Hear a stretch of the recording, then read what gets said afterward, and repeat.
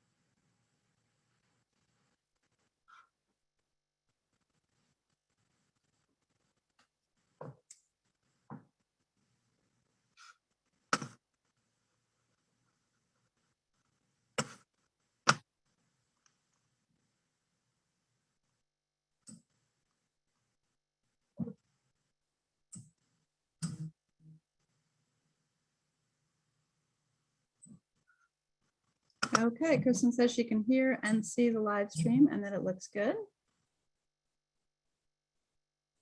We still good, Kristen?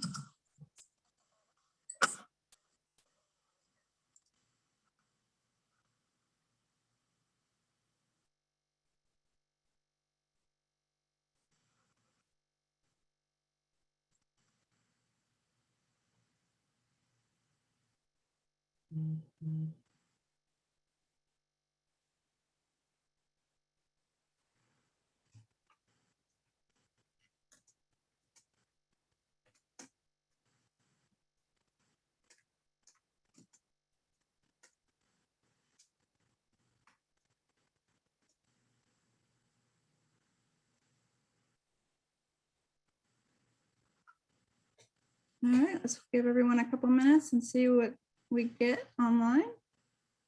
It is now 5:52, so we're a little early.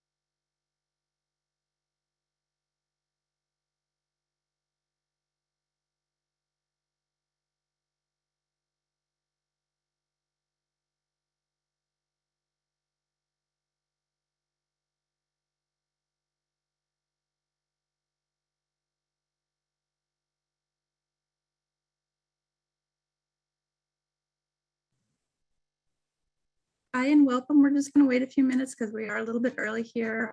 We'll start it at 6 o'clock, but I just wanted to welcome a couple people on. So welcome to our meeting.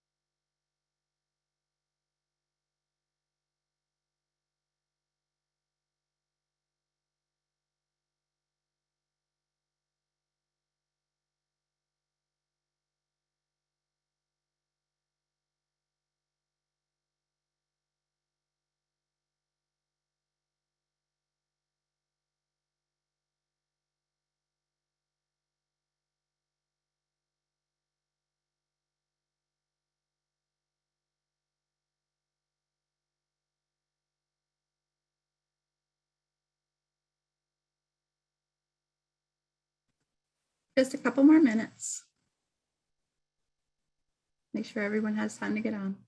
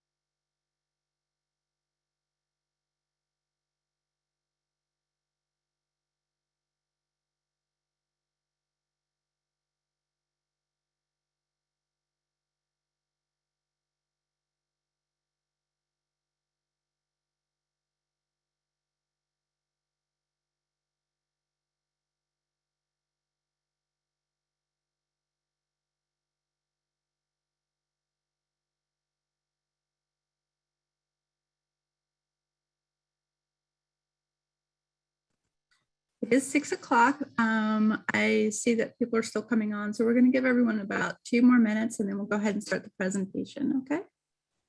Thank you for being patient.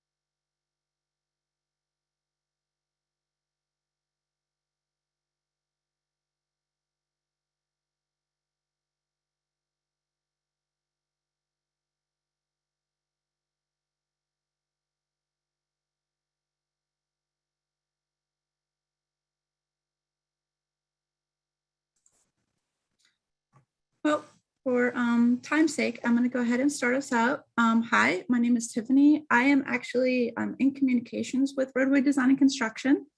And I would like to thank you for joining us tonight to learn more about the Blount and Person Street Improvement Project. We'll be doing brief introductions by the city and our consultant here this evening. And after that, Sylvester will give a presentation about the project. And then from there, we'll go ahead and take some questions. We asked that all the questions be typed into the chat bar. It's just the easiest way for us to address those questions. And if you do not get all the answers, if you think of questions later on that you have that you would like to ask, please go ahead and add them to the chat bar even after the meeting. We will address all the questions eventually within the next couple of weeks. And we do have another meeting on the 21st. So if you want to come back and listen again, you're welcome to as well. So with that, without a further ado, I'm going to go ahead and introduce Sylvester. Would you like to go ahead and introduce yourself? Sure, Tiffany. Thank you. My name is Sylvester Percival. I'm an engineering supervisor in the Roadway Design Construction Division in the Engineering Services Department with the City of Raleigh. I am actually sitting in for Ruben Moore, who is currently out of the office. Ruben Moore is the project manager for this project. So when Ruben does return to the office, he is expected to continue the management of this project moving forward. Also with us this afternoon to help us address questions is our consultant, Kimley Horn, members from our consultant, Kimley Horn, members such as Stacy. You want to introduce yourself really quickly, just so that they can hear your voice? Sure, I'm Stacy Phillips, the project manager for Kimley Horn for this project. We're happy to be partnering with the city on this. Tyler? Yeah, my name is Tyler Spring. I am assisting Stacy with the roadway design of this project. And Jack? Jack, are you on mute?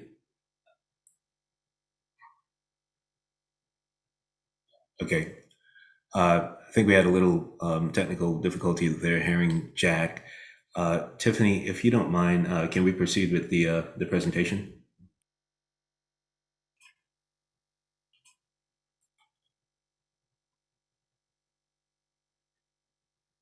Right, so there's a picture of myself and Ruben Moore, the project manager for the project, who is currently out of the office. Next slide, please. Kimley Horn is the name of the consulting firm that's designing this project. We've just been introduced to 3 of the engineers from Kimley Horn.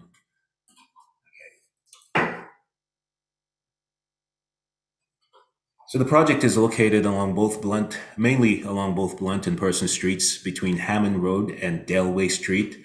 Improvements also are included along the within the intersection of Wake Forest Road and Brookside Drive, as well as Automotive Way. We're also planning to extend or install sidewalks along Automotive Drive between Brookside Drive and Dennis Avenue as a part of this project. And one final component of the project is to convert Lane and Jones Streets to two-way operation between Blount and Person Street. The original scope of the project included converting the entire corridor, Blount and Person, from the existing two one-way streets into two-way streets. However, due to results that we got from preliminary traffic analysis that was done by our consultant, we decided to not to convert the southern section of both streets, Blount and Person. That is the section between Hammond and Edenton, or Eden Street. I'm sorry, Edenton Street. We decided not to convert that section. However, we are moving forward with converting the northern section north of Edenton all the way to Delaway and Automotive Drive to two-way conversion.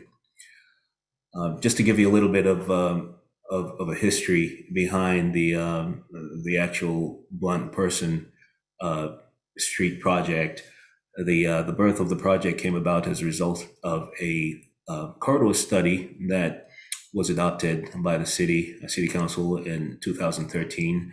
And that was before the downtown transportation plan and the Wake County transit study that was that later came about, and also before the bus rapid transit system, better known as the BRT project, was conceived.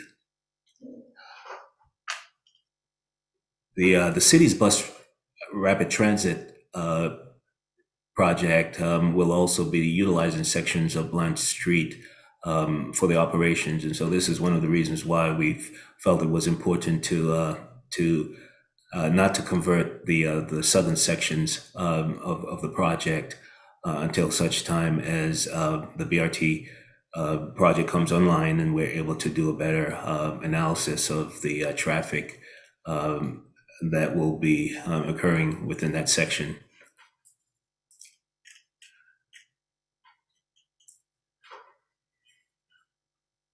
This slide shows Blount and Person Street corridor as a pair. Just to let you know that both are considered to be a pair of one-way streets. They both accommodate traffic traveling in opposite directions.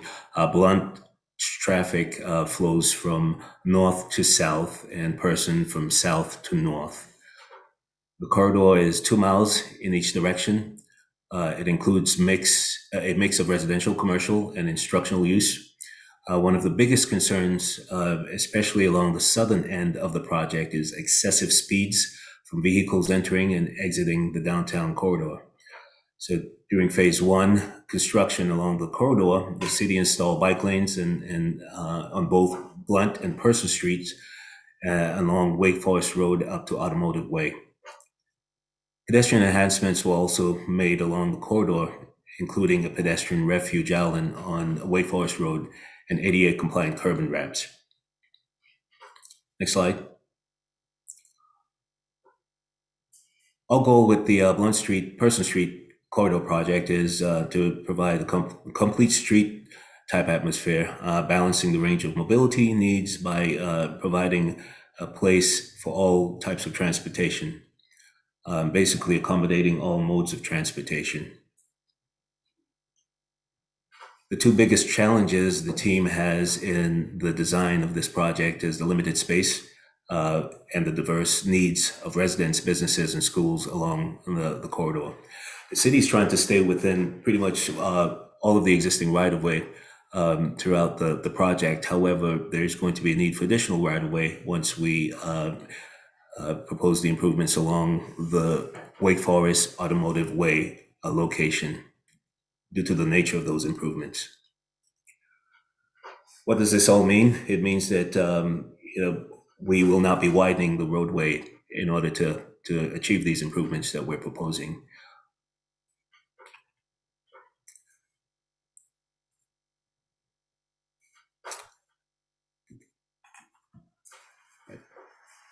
The team wants to get your input on the proposed design options, and so in the next few slides, we will be proposing, or at least presenting those options to you throughout various segments of the corridor.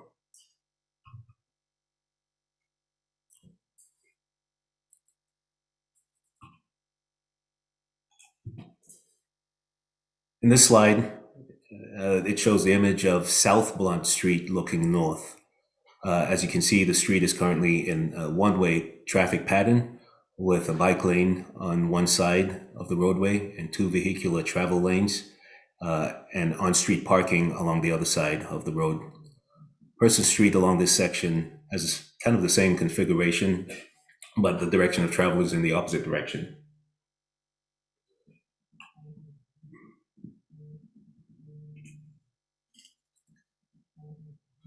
This next slide shows the rendering of our first option we're considering for the southern end of the corridor. As I mentioned before, it is not feasible to convert this section of the corridor into two-way operation just because of the anticipated BRT project and the need to further evaluate traffic along that section or those sections once the BRT comes online. However, we are looking at installing a traffic signal at Bragg Street to help slow traffic and create a safe pedestrian crossing to the neighborhood park. This option also includes parking protected bike lanes. This means that the on-street parking will create buffer between the vehicular traffic and the bike traffic.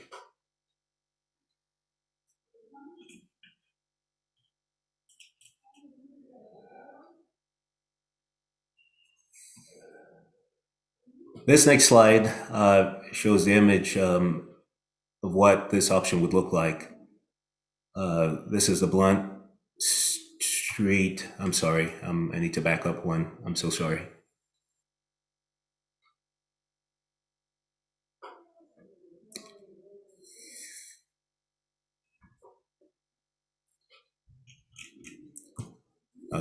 Thank you, Tiffany. This image shows us what this option would look like. This is the Blount Street looking north. You can see the bike lane is between the on-street parking, or the on-street parking, sorry, and the curb. And you can see the bump out island that delineates the area and creates a shorter crossing distance for pedestrians. There are also those flexible bollards that you can see, those vertical white tubes that you can see that will be installed as a physical separation between the parking and the bike lane, and they help to protect the bikers from the opening of the car doors.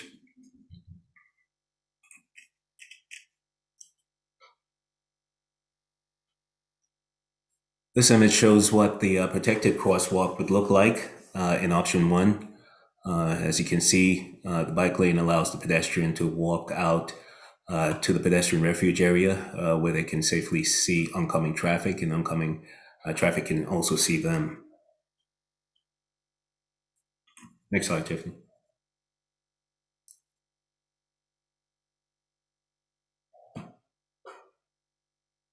This next slide presents option 2 for the southern section of the project. With this option, we maintain the traffic signal at Bragg Street, but have a buffered separated bike lane along one side of the street with on-street parking on the other side where the street is wide enough. This option has a lesser impact on the on-street parking. We're looking at losing an average of 5.8 spots per block along Blount Street and an average of 1.8 spots per block on Purser Street.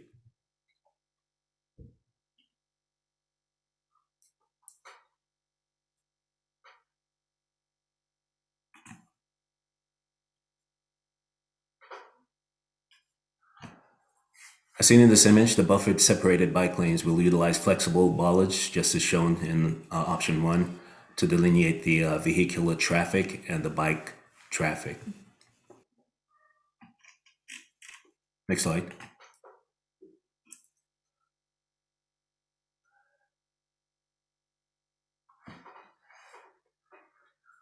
This next slide shows the northern side of the corridor. It's the side north of Edenton. As we can see in this image of Blount Street, currently this section is in a one-way configuration with a bike lane on one side and on-street parking along the other side.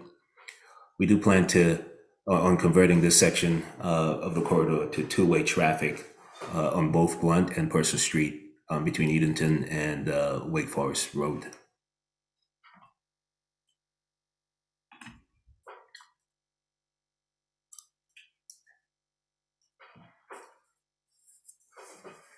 This next slide shows our first option for this section of Blount Street. Option 1 calls for parking protected bike lanes. With this option, we're looking at losing an average of about 9.9 on-street parking spots per block along Blount Street. And you can see where the parking is proposed on the same side as the bike lane, which is pretty much on the west side.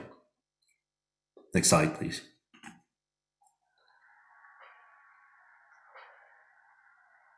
This next slide just shows a rendering of Person Street with the parking protected bike lanes. On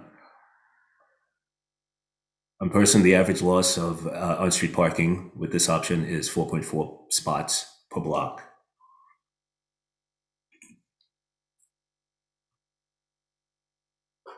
And here's an image that gives an idea of what the protected bike lane and two-way configuration would look like. This is on Person Street looking north.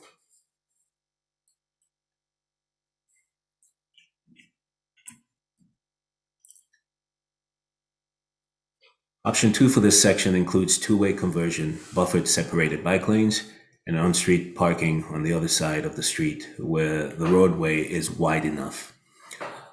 The impacts on parking for this scenario on Blount Street is an average loss of 11 parking spots per block.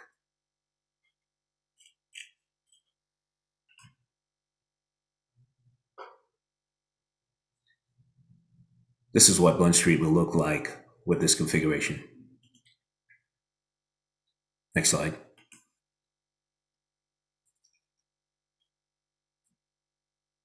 On Person Street, with the same two-way traffic and buffer separated bike lanes with on-street parking where feasible, we're looking at losing an average of 0.3 spots per block.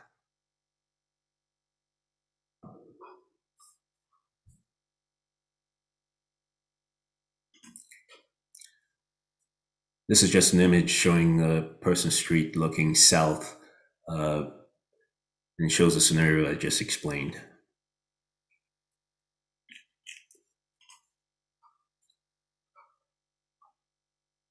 Our third option is to have a two-way cycle track on Blount Street between Edenton and Delway Street.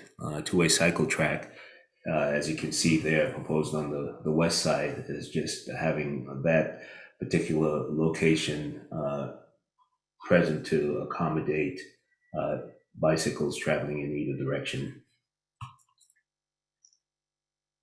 As you can also see, parking is proposed on the opposite side of the cycle track.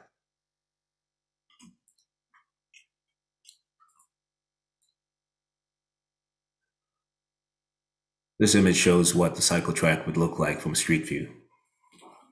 Again, you can see the two lanes of travel in opposite, one in each direction for the cyclists. Again, you also see the conversion of one of those vehicular travel lanes to travel in the opposing direction. And you can see the proposed parking on the east side, on the opposite side to the cycle track.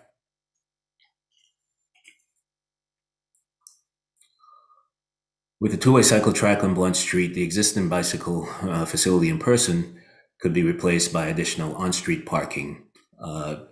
Because of that, the third option on Person Street stands to add an average of about 11.7 parking spots per block as on-street parking will be possible on both sides of the street where the street is wide enough.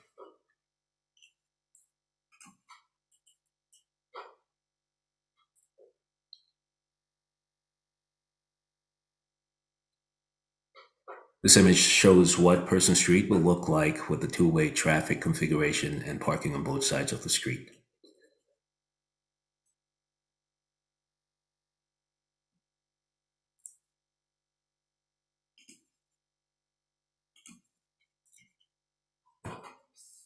So this slide shows the existing configuration of the Person, Delaware, Wake Forest Road location today, where we're proposing to place one of our roundabouts, one of two roundabouts that we're proposing on the northern end of the project.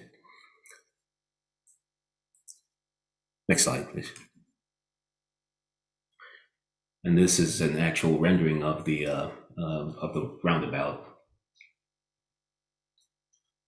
Again, this is at the location of Delaware, Person, and Wake Forest.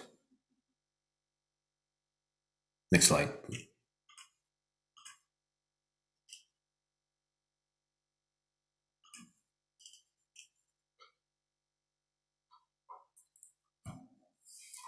This next slide shows the existing configuration of the Wake Forest Automotive Way, Brookside Drive, where the larger roundabout will be, and the second roundabout that we're proposing will be, well, is being proposed.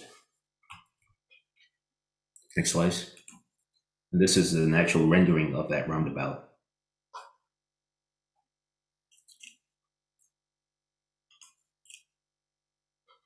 Next slide, please. So this project will have a public art component to it. Public art is being proposed as a part of this project. That is, potential public art opportunities include standalone sculptures and/or artwork integrated into pedestrian paving, lighting, benches, bike racks, or other site elements. We also have the ability to, because of the roundabouts that we're proposing on the northern end of the project, to integrate art on that section, along that section, that will sort of act as a gateway to the downtown area. This next slide shows will provide some information on the artists themselves. I won't get into it, but the information is currently located on our project's website that Tiffany would pretty much make you aware of at the end of this presentation.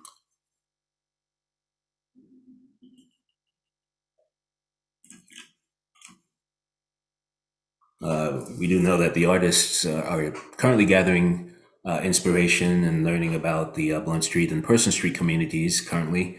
And again, the project website will provide a wealth of information regarding the art as we move forward with our design and art components.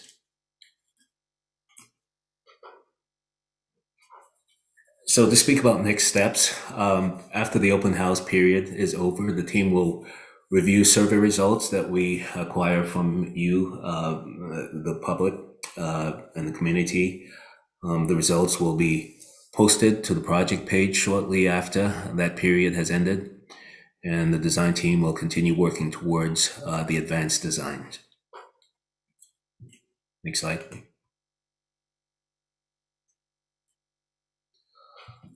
Obviously, public involvement is a big part of this project. We held our first public engagement opportunity last summer, and then met with key stakeholders along the corridor last fall, and again early this spring. Now is the point at which we have made this presentation and would like to hear from you. Tell us your thoughts and options. What you think the interest of the community is. And whether or not you think that the improvements that we're proposing are good or bad, negative, in your opinion.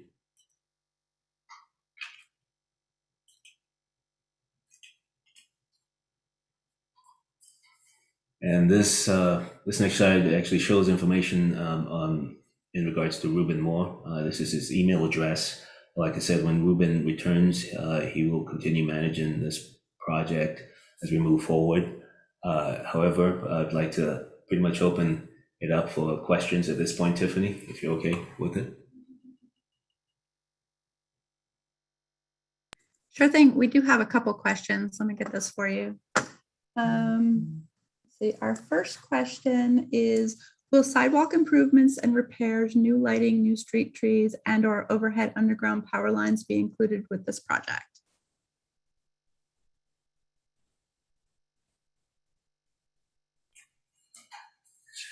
So, yep, improvements to sidewalks, as well as any new sidewalks that we need to install to fill gaps along the corridor. That's all proposed.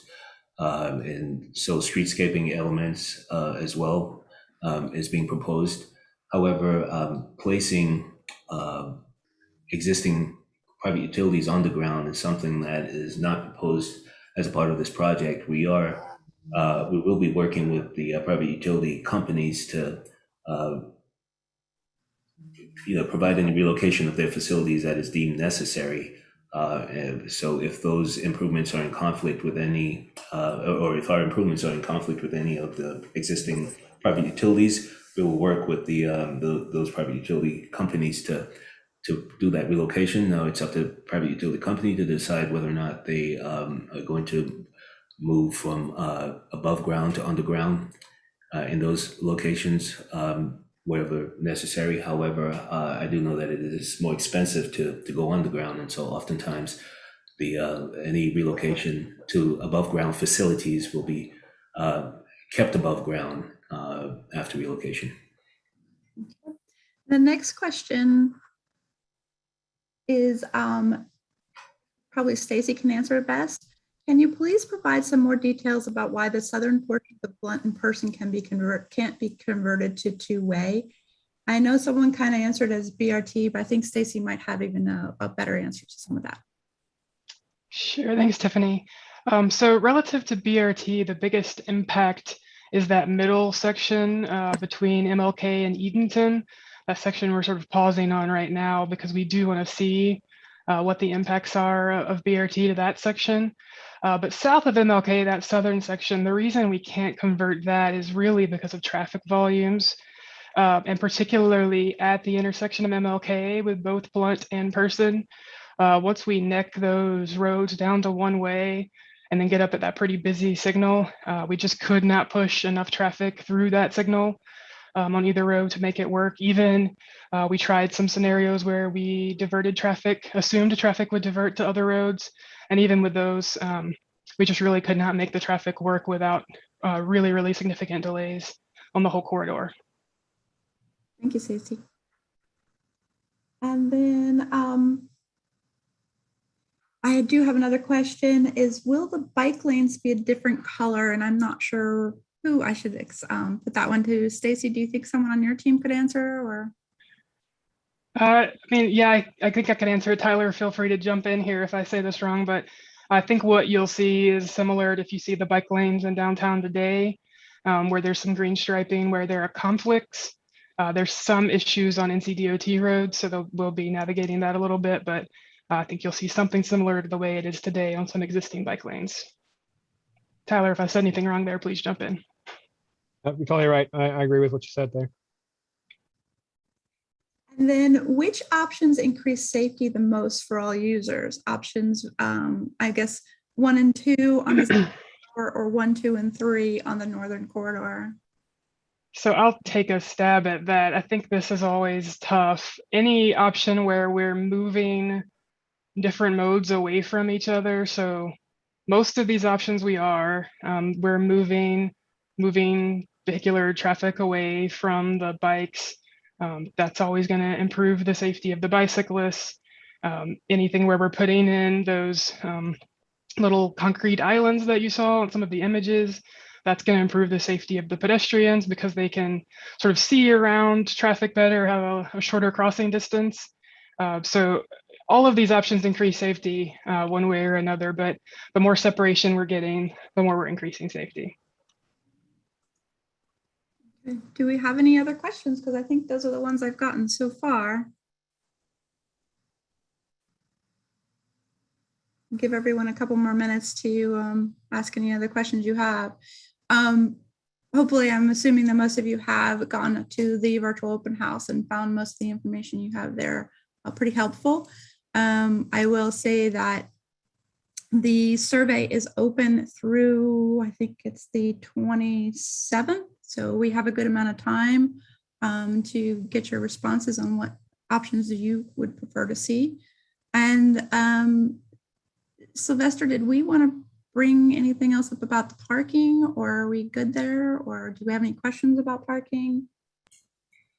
Well, if there are no questions, sorry, Tiffany, if there are no questions, then it's really difficult to try and address. Okay. There is, I will say on the virtual open house, if you're interested in looking at the individual blocks and what the parking would look like on those individual blocks, so there is a section with links to different documents, and there is a document in there that is the parking graph, I guess, that shows kind of block by block and the different options and what the parking loss and gain in some cases would look like along the corridor.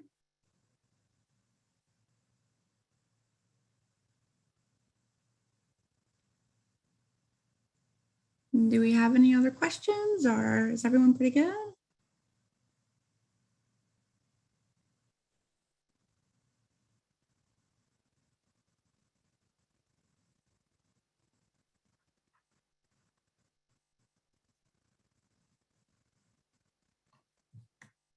I'll hang for a couple more seconds here and see if we have any other questions. Otherwise, we'll go ahead and wrap up tonight's meeting. Oh. Okay.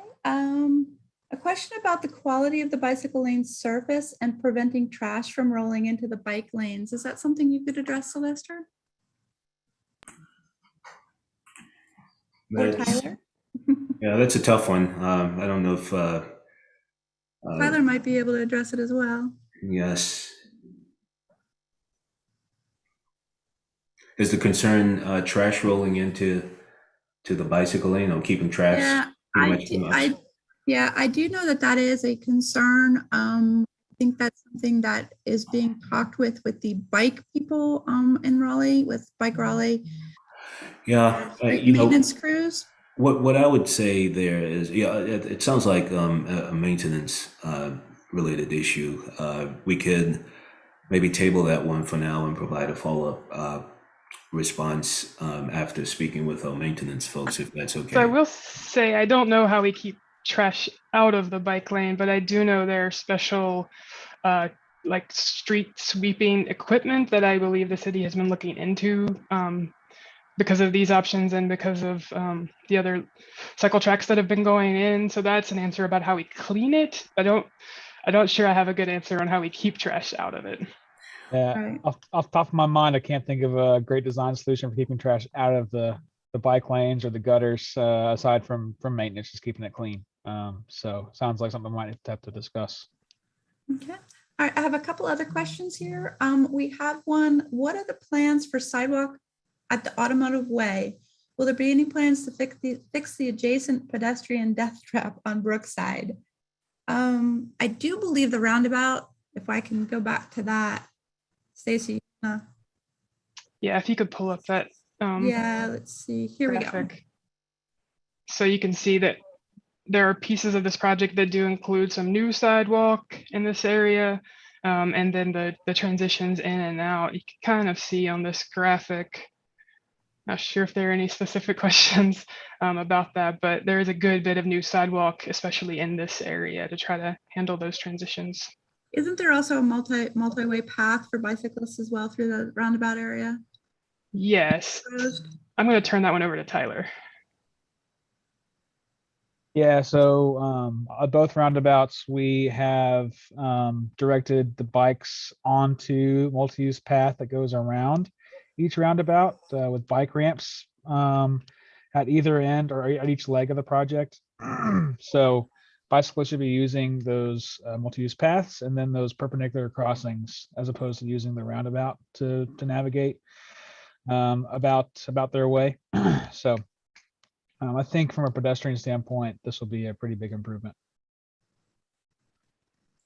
I was also going to say there are some schematics on the open house page that have like a more detailed drawing that shows where these multi-use paths are and how the ramps convert into them. I was trying to see if I could pull that up real fast. In the meantime, I have another question. We kind of addressed that one. On the northern portion of Blount Person, will parking meters or permit parking be utilized? Parking accommodations for residents living along Person and Blount. Do we know, or we're not sure yet? Sylvester? Can you repeat that one for me? I'm sorry, Sure. we had some issues here. On the northern portion of Blount Person, will parking meters or permit parking be utilized? Parking permit accommodations for residents living on Person and Blount. You know, I cannot say definitively. I know that the city has been kind of going in along existing parking areas and trying to install those features. That's one that we'll have to follow up with our transportation operations department on, just to see or to get word directly from them about the plan after the project has been completed. But my guess is, based on what we've seen, the pattern over the past couple of years, is that they will also do so along the parking areas that we improve as part of this project. But we'll provide a follow-up response after speaking with our transportation operations folks. Sidewalks along Person in the northern section are narrow and uneven. Will they be widened with this project?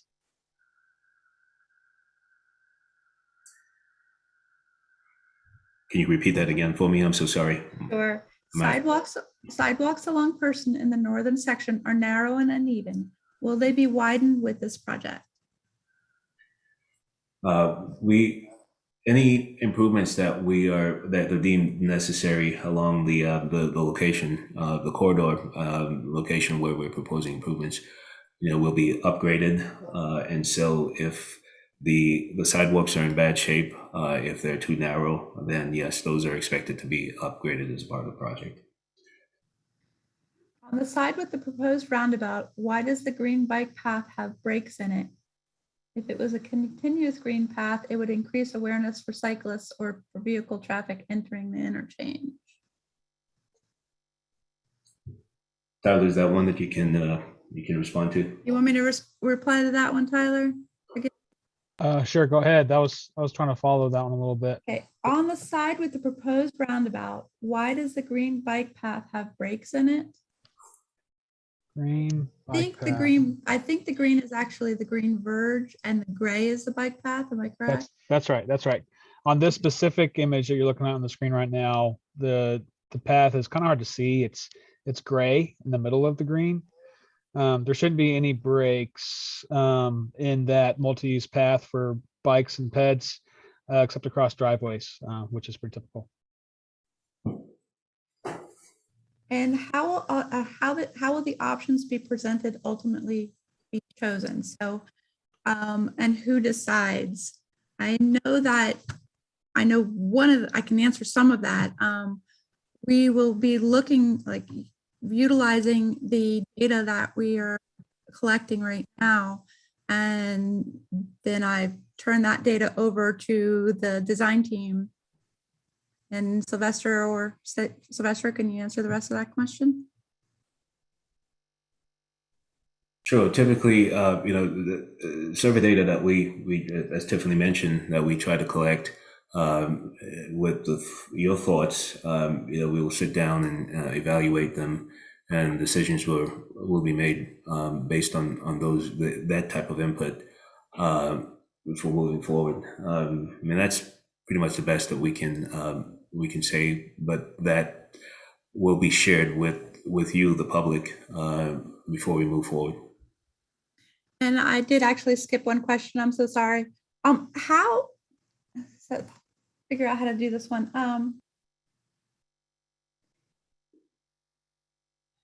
For the cycle track option, can you explain how it will end on either end?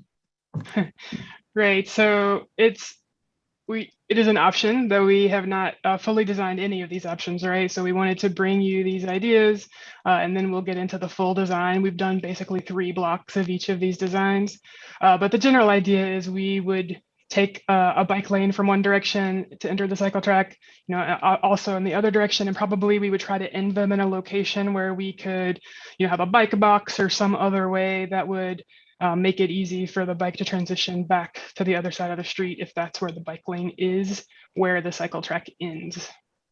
But we won't have details until we come back to y'all again. That's right. Just to elaborate, say the northbound or southbound bike lane traffic is on Blount or Person and they have to get across. We'll just use one of the connecting Y lines or intermediate roads to bring that bike lane across. So. And another bike question, will these intersections, and I believe they made the roundabouts, be better protected than the Hillsborough Street roundabouts intersections are for bicyclists? I think the details that Tyler was explaining earlier, yeah, there's a way to exit and move. A somewhat new philosophy of roundabout design that's being incorporated here that wasn't predominant yet when the Hillsborough Street roundabouts were designed. Okay, I think that might wrap up some questions again, unless anyone has any other questions. Hopefully we answered everything. We have a new one. Is there a rough prediction on when the construction of the northern and southern sections of Blount Person would begin? Sylvester? Yeah, sure. We're hoping to advertise the project in 2023. That is February 2023, and the project is anticipated to take roughly about 2 years to complete. And so that's the rough time frame that we're anticipating starting and completing the project. Hope that answers the question. So basically, we're looking at construction start 23 or 24. Yeah, completion is will be in 25. Okay. Any other questions?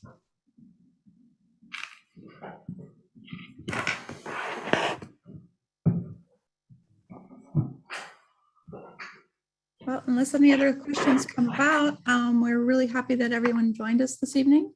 And like I said, if you come up with any other questions, I might have another one coming. Give us one more second here. No more questions. But if you have any questions or come up with any questions, please feel free to either put them in this chat or you can utilize the comment forms online at the virtual open house as well.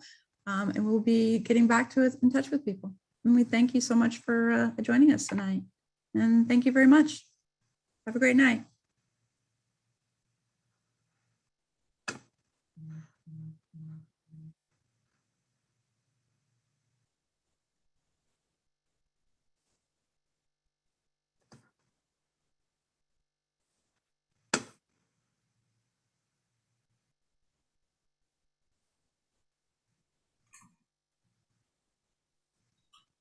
Are we still in the forum, Tiffany? Hold on one second, Sylvester.